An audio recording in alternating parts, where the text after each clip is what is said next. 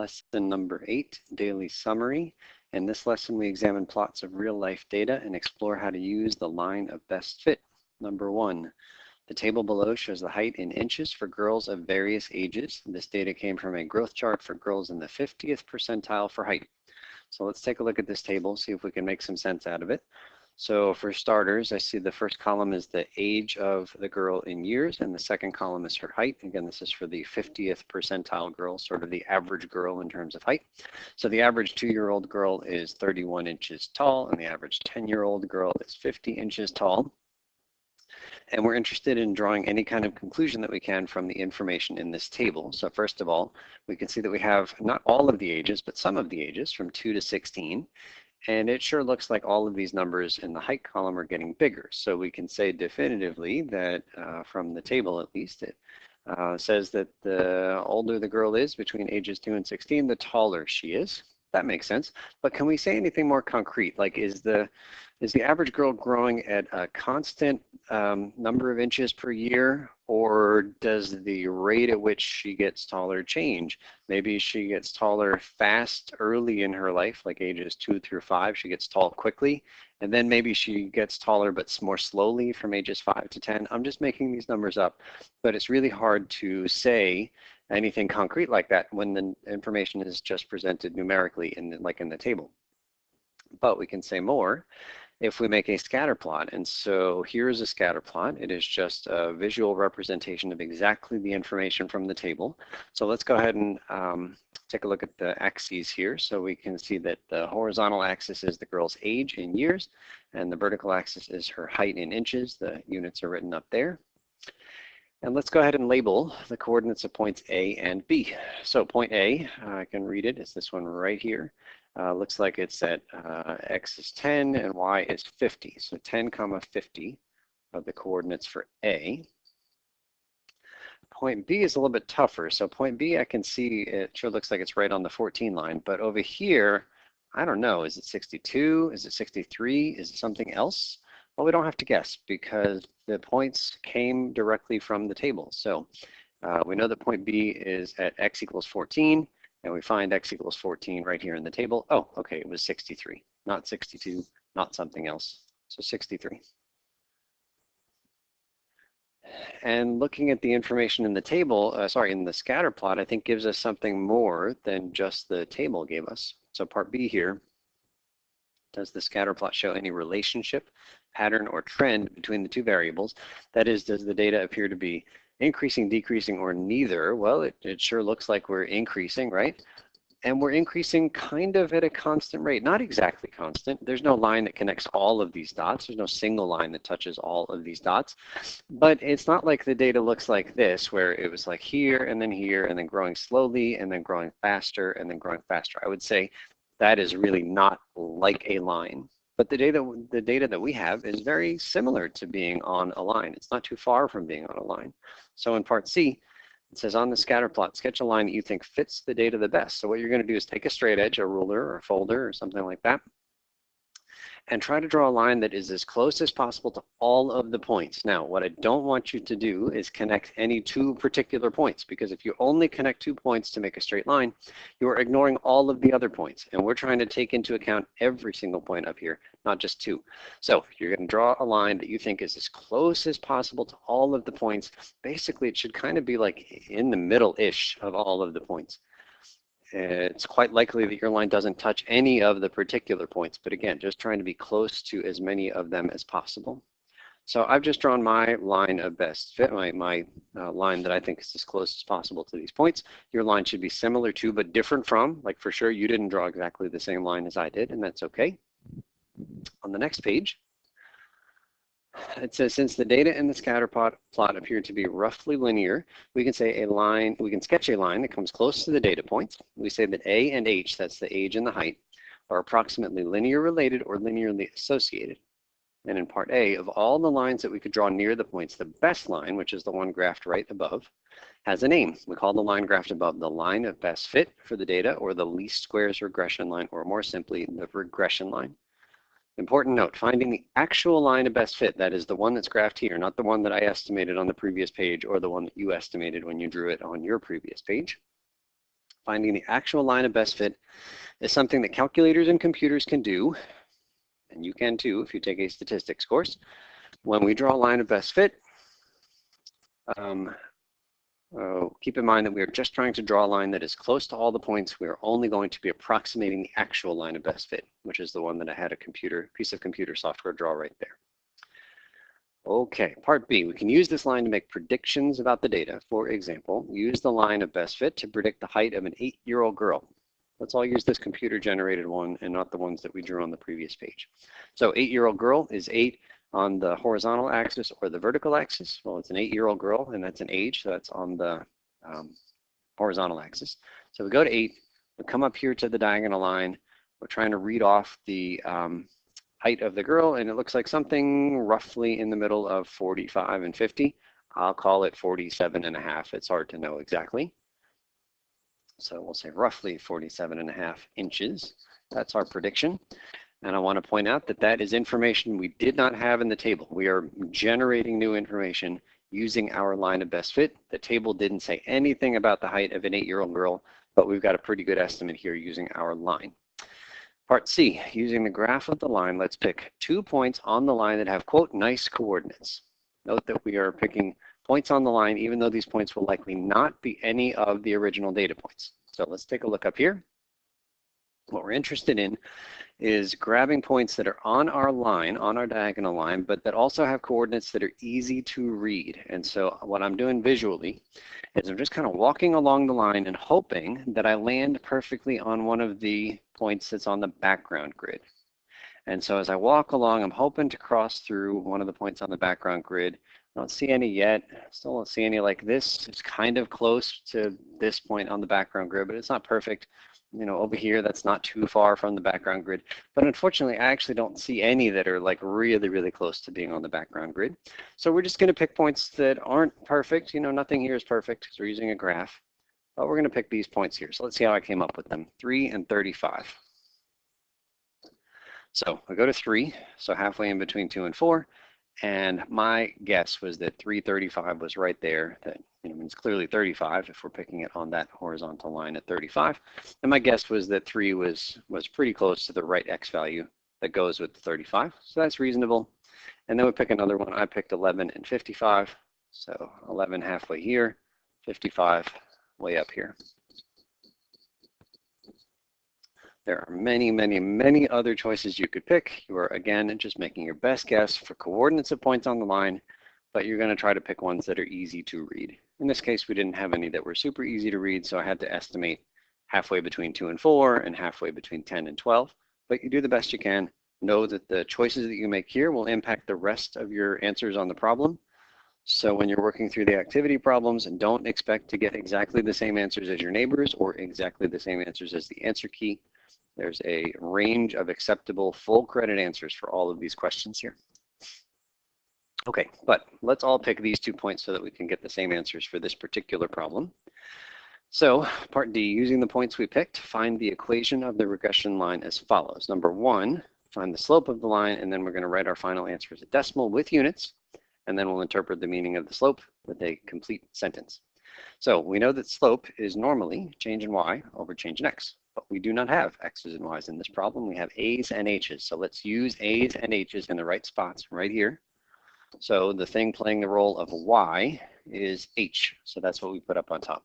So this is a change in h over change in a, because a was the thing playing the role of x. So upstairs, we're supposed to subtract the h values. So that's this and this. I will choose to subtract in the positive order, 55 minus 35. Either order is okay there. And downstairs, we're supposed to find the change in a, but because I went specifically in this direction for the h's, I need to go in the same direction downstairs with the a's. So 11 minus 3, not 3 minus 11, not for the order I chose on top. Upstairs, we get 20. Downstairs, we get 8. We should reduce that fraction, but this one says go to decimals anyway, so let's just go to a decimal. You can type it on the calculator if you want, but if I reduce it, I think I can do this one. So this is just 2.5. That's a decimal. Okay, but let's write out some units. So up on top were the h's, the heights. 55 and 35. What were they measured in? Heights here were measured in inches. So the top unit must be inches, and then the bottom was measuring A for age, and the ages were measured in years. 11 years, 3 years, downstairs it's years. So that means that the units for this one must be inches on top and years on the bottom. And if I make one small change in the way that I write that, the sentence is pretty much done. This is really 2.5, and then I'm going to say inches per year. It's just a really small change. Instead of writing the division line here, I translate that to the word per every time I'm interpreting slope, and that helps me quite a bit in terms of writing the sentence. Something is changing at 2.5 inches per year. What is changing? Well, you might know, but even if you don't know, I can tell you it is always the variable that's on top of your slope. When you write your slope interpretation sentence, the thing that is changing is always the variable that was on top. That's the output variable or the dependent variable. So what was changing at 2.5 inches per year? H, the height. So we just write that sentence. The girl's height changes at 2.5 inches per year.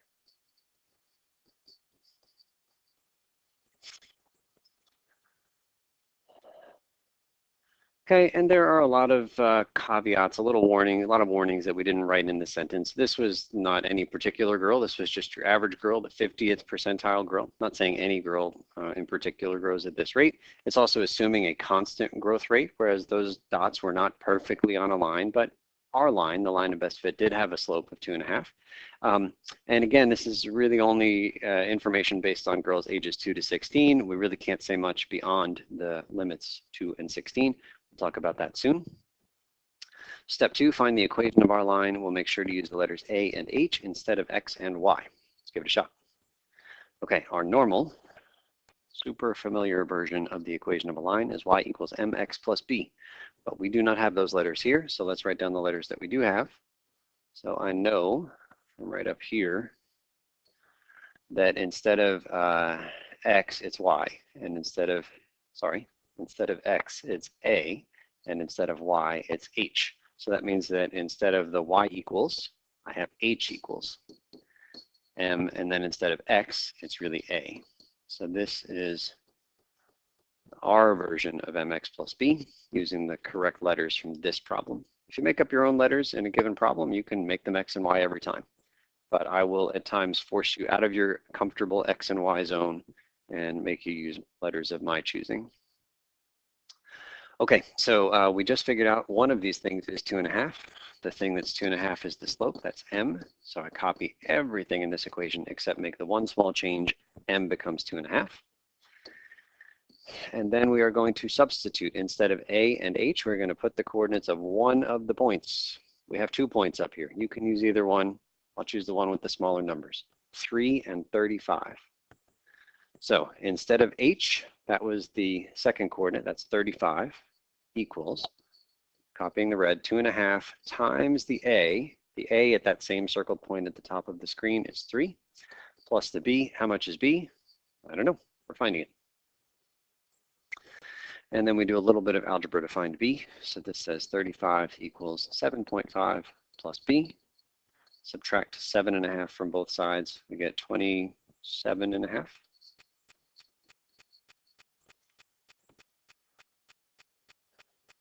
And so therefore our final equation, recopying this one, but with the updated value of b, h equals 2.5a plus 27.5. That is our best guess for the equation of the line drawn at the top of this page. How come it's not exactly the right equation for the line drawn? Well, because we estimated the coordinates of these points. We made up 335 and 1155, but it probably wasn't perfect. We did the best we could, but this final red equation is an estimate. Okay, next page, we're going to rewrite our regression equation here. So that was h equals 2.5a plus 27.5. Step 3, in this case, we can figure out how accurate we were when we picked nice points on the line. The equation of the actual line graphed according to GeoGebra, which is a free piece of software, is h equals 2.42a plus 28.11. How far off were our slope and y-intercepts from the actual line that's graphed? Well, not too far.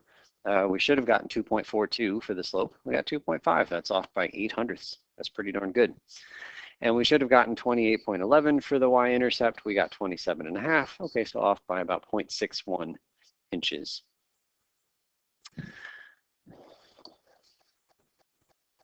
Not too far off. Okay, part E. Use your regression equation to predict the height of an 8-year-old girl. Is this close to your estimate from 4B? So remember, in 4B, we use the line to predict the height of an 8-year-old girl, and this is written, our work was written here in blue. So we went to 8 years old, we went up to the line, and we estimated the y-coordinate, and we estimated 47.5.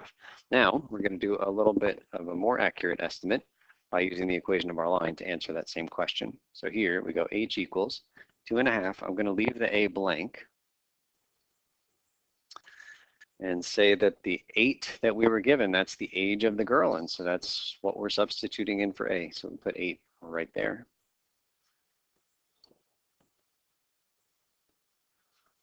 Okay, so again, you're welcome to use your calculator on any part of this question, but I think I can do this one. So 16 and another 4, that's 20, so I get 47.5 right there.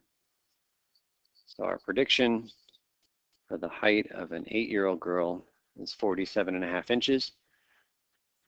How does that compare to what we read off of the graph? Oh, actually, it's exactly the same. That typically doesn't happen, but we read exactly the right number in this case, 47.5. But two different ways to get that answer, one from the graph, one from the equation. Since we are using the regression equation to estimate or predict between known data points, the data table goes from 2-year-olds to 16-year-olds. So everything that we have information about is between the ages of 2 and 16 in our data table, right? 2 to 16, here to here. And we were trying to estimate the height of an 8-year-old girl. 8 wasn't in the table, but it is surely between the extremes of our table. So because we were doing something in between the bounds of our table, what we just did up above, plugging into this H equation, is called interpolation. Interpolation. Right now, we're going to use the regression equation to predict the height of a 45-year-old girl. Now, clearly, 45 is not in between the bounds of our data table. And I'll just read this next sentence before we answer the 45 question. Since we're using the regression equation to estimate or predict beyond the known data points, 45 is definitely not between our table's extreme values of 2 and 16. This process that we're about to do here using the equation is called extrapolation. So interpolation means in between, extrapolation, extra sort of means outside of the bounds. Okay, so let's try it. Again, the 45 here is a value of a, so we're going to use the same equation that we had at the top. But instead of a, we're going to put the 45. So we copy everything in that equation but a blank for a, which becomes 45. And so this one I will type into the calculator. Let's do that here. So we go 2.5 times the 45 plus 27.5 is 140 inches.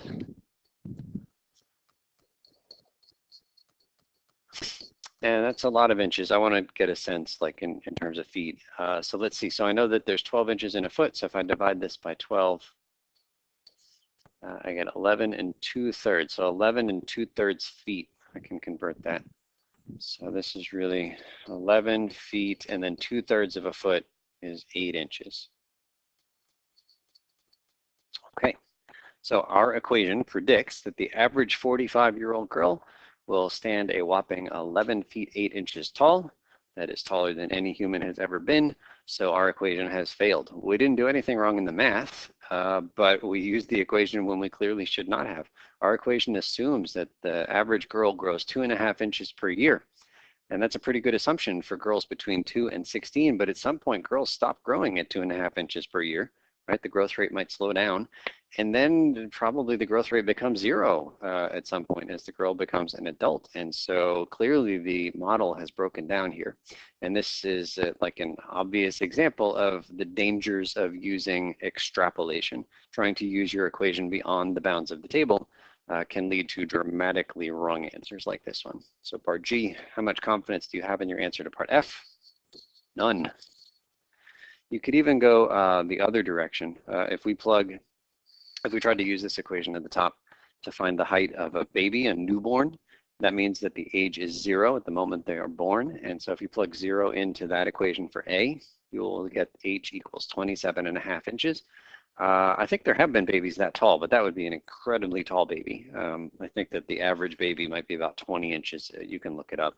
But 27.5 would be a significantly taller baby than average. So really, the equation is probably pretty good between ages 2 and 16. But if you leave that, either go older than 16 or younger than 2, you might be asking for trouble with using this equation. Perhaps a different equation would be a better fit in those cases. The moral of the story is that extrapolation is far more prone to error than interpolation. Finally, part H, use your regression equation to predict the age of a girl who is 56 inches tall. Okay, so the equation we've been using has two variables, A and H. Which one of them is this 56? Well, 56 inches is the height, so clearly this is the H value. H equals 56. I know that I talked about putting you out of your XY comfort zone and making you use these unfamiliar letters, the A and the H. But here's a moment where it's actually quite helpful that it's not X and Y in our equation. Knowing that H stands for height makes it really easy to know that, oh, this 56 is the value of H, whereas the 45-year-old person, that was a value of A for age. Okay, so we are copying the red equation. That was 2.5A plus 47.5. But then instead of H, which used to be on the left-hand side, we're just going to put that number 56, substituting 56 for H. And now we've got an algebra problem to tackle to solve for A. We're going to find the age of this 56-inch tall girl. So we'll subtract the 47.5 from both sides. So 2.5A on the right. And then over here, 0.5, 5 minus 7, I think that's 8, 8.5. That seems good. And then we divide both sides by 2.5. And we'll do that on the calculator here.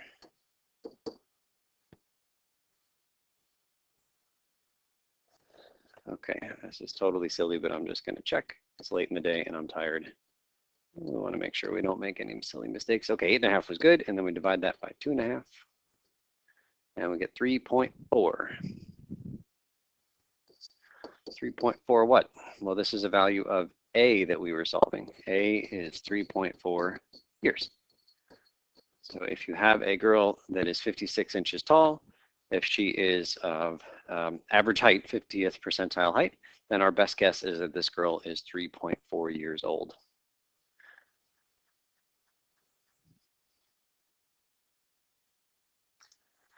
Okay, and I'm glad I checked the answer key because I made a critical error here. Let's fix this. I don't have to redo this whole video.